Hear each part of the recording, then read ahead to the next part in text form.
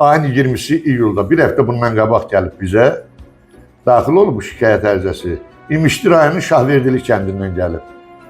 Deməli bu vətəndaş Nəcəfov Yaşar İsmailoğlu iddia edir ki, onun torpaq sahəsindən, hökumətin verdiyi pay torpaq sahəsindən. Şimdi burada biz onu qəbul eləmişik, ayın 23'ünde qəbul eləmişik. Hələ jurnalist araşdırmasın, bu günlərə adam gedib orada işləyirlər. Dəqiqləşdirsinlər görə nədir. Orada bir nəfər yaxşı bilir, özünü prezident adlandıran, nə bilim, bura o qədər sözlər yazıb. Baxış Babayev adlı biri çıxıb Azərenerjidə. Ola bilsin, özəl sektorda var, dövlətin enerji sektorları da var. Sektorlar var. O sektordan burada 3. mikrorayon qurğunda yerləşir. Yaxın deyib ki burada.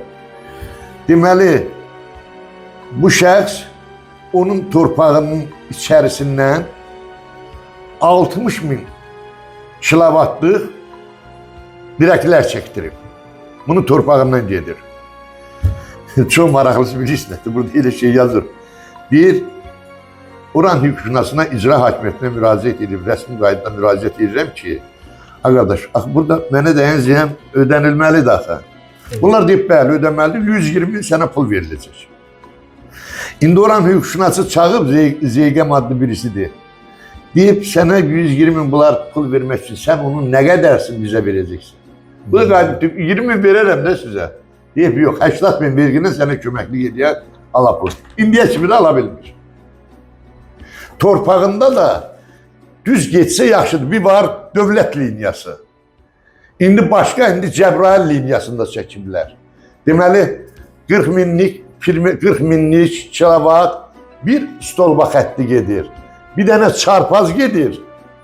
Bu da pul ödəmək istəmir. İcra hakimiyyətləri ödəyən kim çəkib, o ödəsin də pulu. Bu da adı necə oldu dedim. Gülməli gəldi valla. Baxış Babayev. O pulu ödəmək istəmir. Gör nələrlə rastlaşır. İndi vətəndaşın dediyi sözlər, bura bax, vətəndaş bax bu qədər, nə qədər sənədlər göndərib bizə. Vətəndaş gör nə qədər sənədlər, hamısı simultan göndərib, bu vətəndaşın göndərdiyi sənədlər. Amma burada dedim də, baxış Babayev onun pulunu vətəndaşa dəyən o kompensasiyanı ödəmək, o pulu ödəmək istəmir. Onun bu dəqiqə həyətyanı torpaqlan nə qədər ağac qırılır sahəsində. Stolbalardan tərpənmək olur. 2 hektar nə qədər torpağı var, səhv eləmirəmsə. Neyse, bunu araşdırmasın, bu günləri bizə məlumat verəcəklər. Əməkdaşlarımız bu gün İmişlidədirlər. Oradan gediblər, onu dəqiqləşdirəndən sonra bu haqda da məlumat verəcək. Bakıda belə bir Mərd Petrol var, Azərbaycan-Türkiyə birgə müəssisəsi var. Onun da Azərbaycan MMC-si tərəfdən, Xalıq Faiqoğlu MMC-si tərəfindən nə qədər ziyana gəlib ala bilmir. Məhkəmələr baxmaq istəmirlər onun işinə. Onun haqqında da araşdırmanı yəqin məhkəmənin qərarları var ki, deməli Türkün əleyhinə çıxardılar. İddiaçı budur, onun əleyhinə qərar çıxardılar. Qalb yazdılar arada. Niyə belə şeylərlə çox rəhm? Məhkəmədə haqsızlıqlar. Məhkəmələrdə niyə bu qədər haqsızlıq var? Məhkəmələrdə niyə bu qədər? Mən elə fikirləşirəm ki, bunu ali məhkəmədə də yəqin baxacaqlar biz deyəndən sonra Fərid Əhmədov, Ədliyyə Naziri də bunun nəzarət eləməlidir. Baxmalıdırlar hamısı. Dövlət başçısından necə deyək ki, orada bir necə olsun, belə olmaz cəmaatı. Siz demişkən, bəyək dediniz şirkətdir, banklardır, nə günə salıblar, cəmaat, hansı vəziyyət. Sen onun qabağını almaq üçün, biz jurnalistik.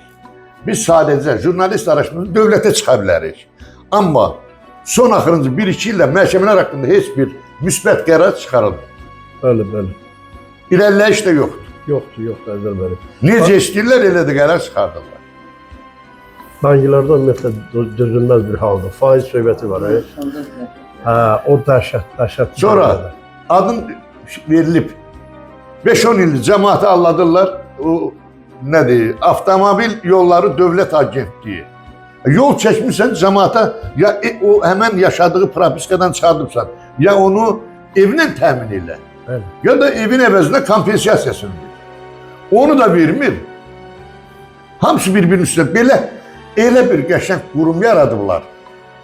Onlar xətrinə dəymək istəmirəm, ancaq inciməsinlər məndən. Heç kim qabağa gedə bilmir. Elə kulturlu, mədəni şəkildə bu onun üstünə atır, o bunun üstünə atır, bir-birinin üstünə atırlar. Bax, belə bir zəncirvari şeydir.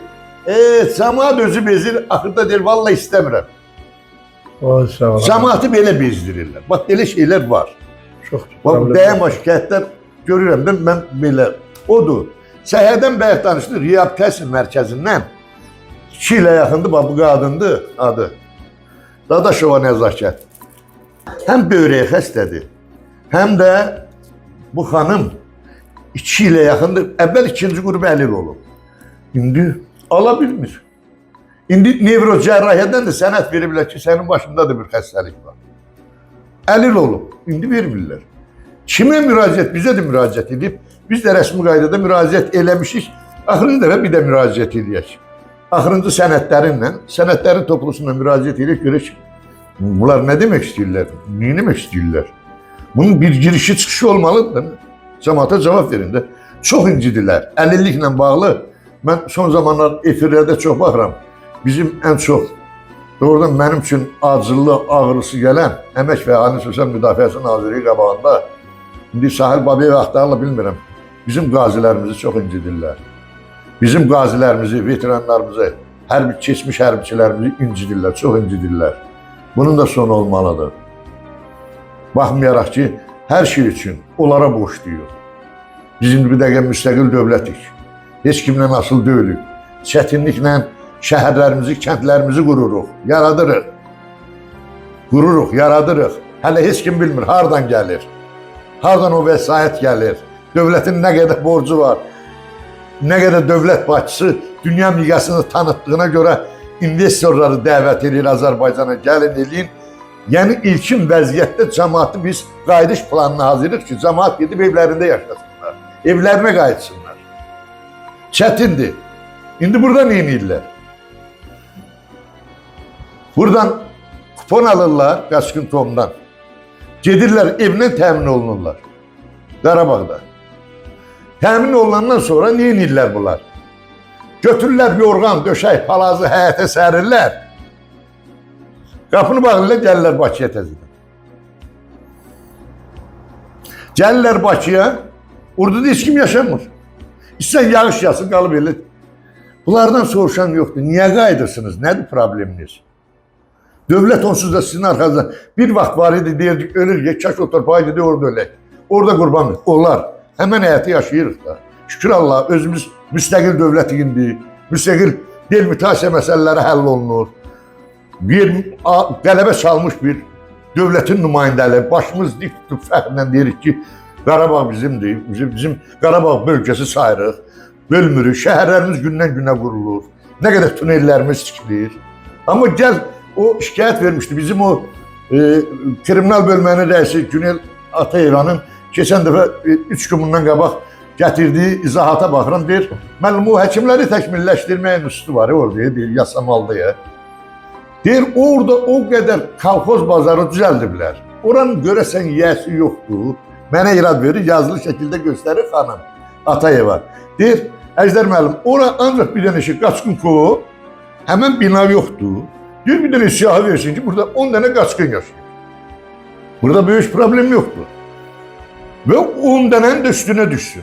Orada o qədər qeyri-qanunu, ora aid olmayan adamlar yaşayır. Və bizim həkimlər gələndə harada qalacaqlar? Həkimlər kursa gəlirlər, hərəsi düz deyin, şükür Allah. Hərəsinin bir qohumu adı olar, başqa şey. Dövlət tərəfindən axı onların da qayğısına qalınmalıdır. O vayına qalsın, bir dənə də epizod orada yazıb ki, deyir, o binanın 5 mərtəbəli bir binanın böyrü Yasama rayonunun mərkəzidir ya, çox mərkəzidir. Töyükcüzə firması açıb, deyir, nə qədər töyükcüzə saxlayır, saxlasın da, başqa yer tapa bilmədi, orada saxlayır.